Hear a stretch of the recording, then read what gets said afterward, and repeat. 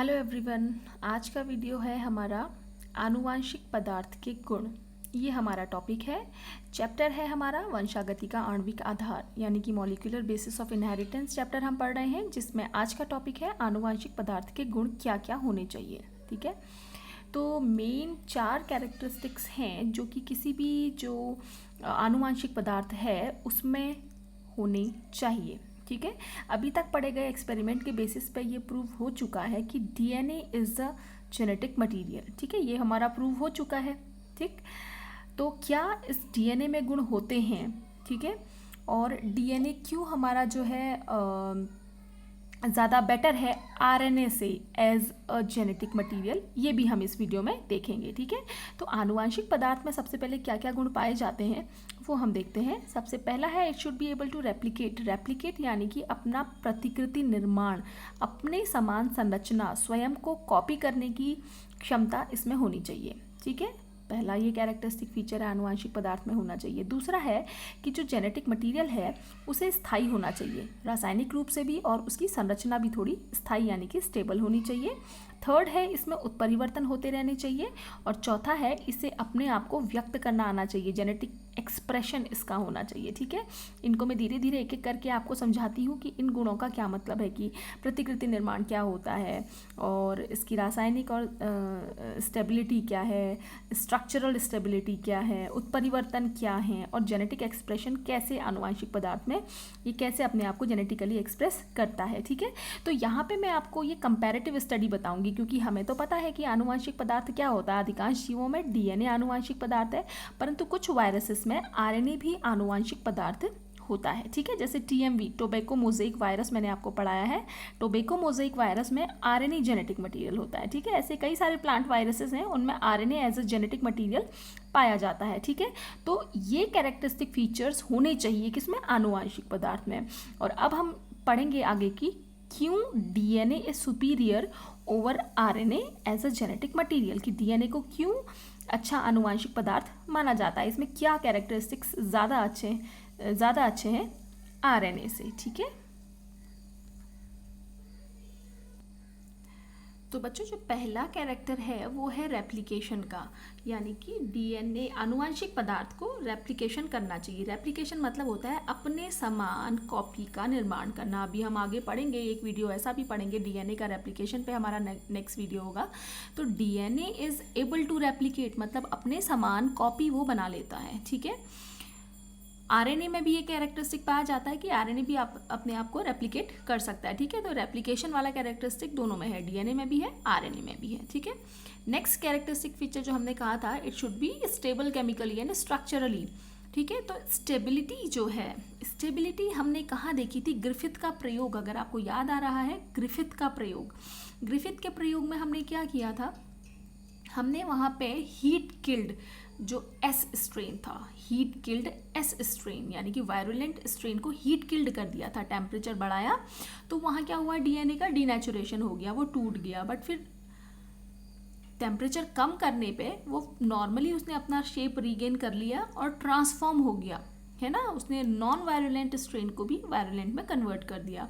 तो ये स्टेबिलिटी है इसकी, डीएनए में स्टेबिलिटी इतनी ज़्यादा है कि टेम्परेचर बढ़ाने पर ये अपने इसके जो डबल हेलिक्स है वो अलग अलग हो जा रहे हैं, बट जब नॉर्मल टेम्परेचर रीगेन हो रहा है तो इसका शेप भी ठीक हो जा रहा है। ये ग्रिफिथ के प्रयोग में हमने देखा था जहाँ पर ट्रांसफॉर्मेशन हो रहा था, क्योंकि हीट किल्ड बैक्टीरिया में जो डीएनए था, हीट से किल्ड बैक्टीरिया किल हो गया बट उसका डीएनए ख़त्म नहीं हुआ। ठीक है, और इसीलिए वो डीएनए फिर रफ स्ट्रेन को उसने वायरुलेंट में कन्वर्ट कर दिया। ठीक है बच्चों, तो कहने का ये मतलब है कि यहाँ पे स्टेबिलिटी के मामले में DNA is more stable, DNA ज़्यादा स्थायी है। ठीक है, और आरएनए जो है वो थोड़ा कम स्थायी है। आरएनए की स्टेबिलिटी कम है, क्यों कम है इसकी स्टेबिलिटी, क्यों ये लेस स्टेबल है, क्योंकि बच्चों शर्करा जो इनमें पाई जाती है, डीएनए में पाई जाती है डीऑक्सीराइबोस शर्करा, और आरएनए में पाई जाती है राइबोस शुगर, राइबोस शर्करा।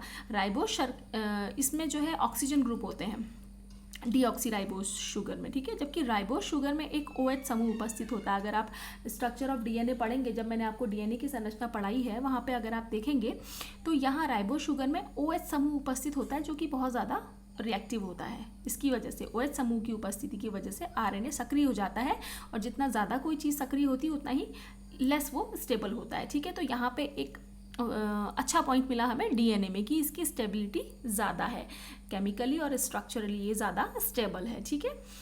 उसके बाद है देखो बच्चों थाइमीन की उपस्थिति। अगर आप पुराने वीडियोस देखेंगे डीएनए का स्ट्रक्चर अब आपको आता है अच्छे से, है ना। तो डीएनए में जो नाइट्रोजनस बेसेस होते हैं वो होते हैं ATGC, है ना, जबकि आरएनए में जो होते हैं वो होते हैं AGCU, ठीक है। तो आरएनए में थाइमीन नाइट्रोजनस बेस नहीं होता है, ठीक है, जिसकी वजह से वो लेस स्टेबल है, जबकि डीएनए में थाइमीन की उपस्थिति से डीएनए ज़्यादा स्थायी हो जाता है, इसलिए हमारे पास ये ज़्यादा बेटर आनुवांशिक पदार्थ यहाँ पे है।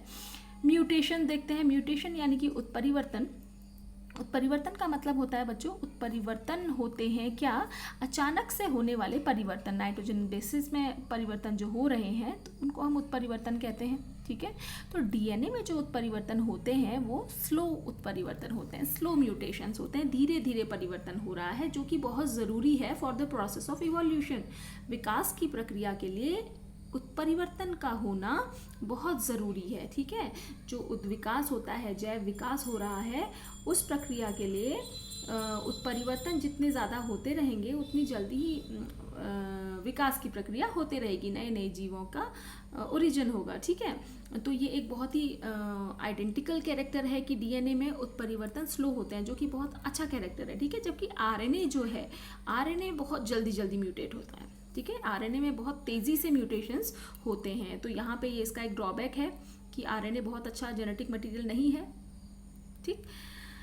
नेक्स्ट जो हमने पढ़ा था लास्ट, वो था जेनेटिक एक्सप्रेशन। जेनेटिक एक्सप्रेशन के लिए मैं आपको सेंट्रल डॉग्मा बता चुकी हूँ। सेंट्रल डॉग्मा में हमने क्या पढ़ा था, सेंट्रल डॉग्मा यानी कि the flow of information from DNA to protein. DNA से डीएनए बनता है जिसे हम कहते हैं रेप्लिकेशन, फिर डीएनए से एमआरएनए बनता है जिसे हम कहते हैं क्या, ट्रांसक्रिप्शन, और एमआरएनए से प्रोटीन के निर्माण की प्रक्रिया को हम कहते हैं ट्रांसलेशन, ठीक है। तो ये पूरा टोटल जो प्रक्रिया है सेंट्रल डॉग्मा की, ये जेनेटिक एक्सप्रेशन होता है। तो जेनेटिक एक्सप्रेशन तो दोनों कर लेते हैं, डीएनए भी और आरएनए भी। डीएनए से प्रोटीन के निर्माण की जो थ्रू आउट जो प्रोसेस है, this is known as genetic expression, ठीक है। तो जो आनुवांशिक पदार्थ है इसको अपने आप को एक्सप्रेस करना आना चाहिए। तो DNA and RNA both are able to express themselves in the form of protein.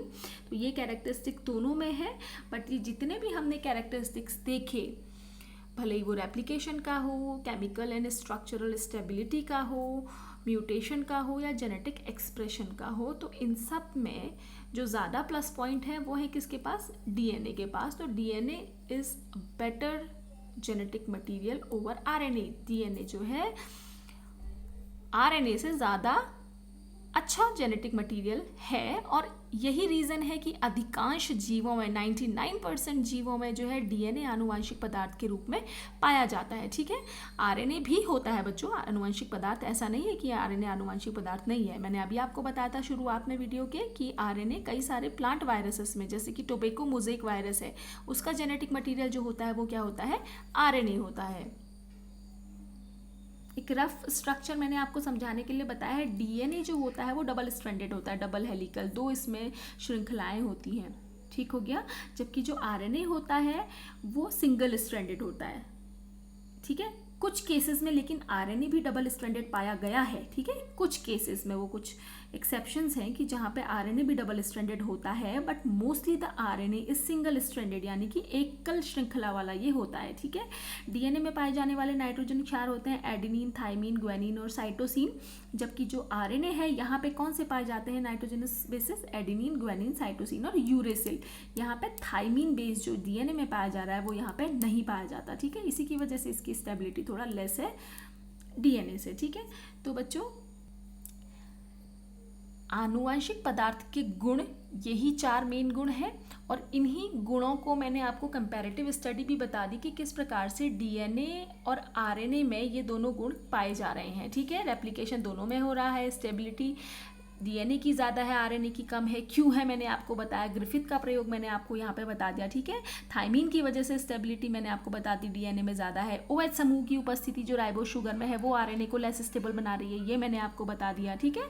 तो ये सारे कैरेक्टरिस्टिक फीचर्स आप याद करेंगे, और डीएनए और आरएनए में क्यों ज़्यादा बेटर आनुवांशिक पदार्थ डीएनए है, ये आप इससे नोट्स बना सकते हैं। और आनुवांशिक पदार्थ के गुण अगर आप खाली ये टॉपिक पढ़ना चाहें तो ये भी आप इसको नोट कर सकते हैं।